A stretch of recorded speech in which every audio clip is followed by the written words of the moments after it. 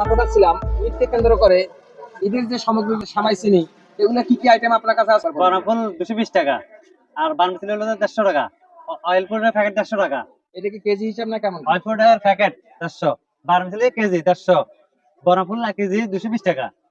চিনি এবং কিশমিশ গুলা চিনি আগের মতো আছে, চিনি 100 টাকা কেজি। কিশমিশ কত করে সব? কিশমিশ 100 গ্রাম 90 টাকা, এবং বাদাম বাদাম 130। বর্তমান কি আগের তুলনায় কি দামটা আগের মতোই আছে না কেমন কি? দাম সবগুলো আগের মতো আছে, মোটামুটি বাড়ে নাই। এবং আপনার কাছে দেখতে পাচ্ছি নারকেলের দামটা কেমন? নারকেল এখানে বড়গুলা 100 টাকা পিস।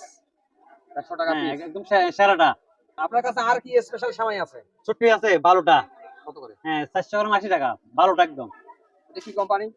দেখ ইজি বাইক, এটা এটা কি ভালো। সবচেয়ে ভালো? হ্যাঁ, আর লুডুস আছে। আর তেল নাই, তেলের বাজার সংকট, অনেক সংকট তেলের বাজার।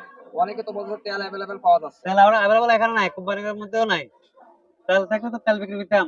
তেল তেলের পুরো, দামটা কি আগের মতোই আছে না বাড়ছে? তেলের দাম আগের মতো, কিন্তু সংকট আর কি, পাওয়া যাচ্ছে না। আপনার কাছে মশলা আইটেম যে সবসময় আমরা দেখে থাকি জি। দাম ঈদ আসলে এবং ঈদের সময় একটু দামগুলো বেড়ে থাকে, এই কোন- মশলা আইটেমের দামটা একটু বলে হ্যাঁ, দিন। কোন মাল দাম বাড়ে নাই। পেঁয়াজের কেজি 40 টাকা, রসুন 220 টাকা, আদা 140 টাকা। ওগুলো আগের মতো, আগে থেকে আরো কমছে। সর্বোচ্চ এবং সর্বনিম্ন কি চাল আছে? সর্বোচ্চ চিনি গুঁড়ো আছে কেজি 100 টাকা, 1 নং মিনিকেট আছে কেজি 90 টাকা, নুরজাহান আছে 55 টাকা, 28 আছে 60 টাকা, মোটা চাউল আছে 50 টাকা। আমরা তো জানি তো রমজান মাসে একটু বেসনের দামটা একটু বাড়তি হয়ে থাকে, বেসন কত করে কেজি না না, বেচতেছেন? বেসন দাম এখন বর্তমানে 80 টাকা, দাম কম। এবছর মালের দাম কম। আপনার কাছে আর কি কি আইটেম আছে, যদি ঈদকে কেন্দ্র করে কি কি রাখছেন? আমার দোকানের মধ্যে এটিএমের যত ধরনের দ্রব্যমূল্য দরকার ওসব সব মালামাল পাওয়া যাবে, খুচরা এবং পাইকারি।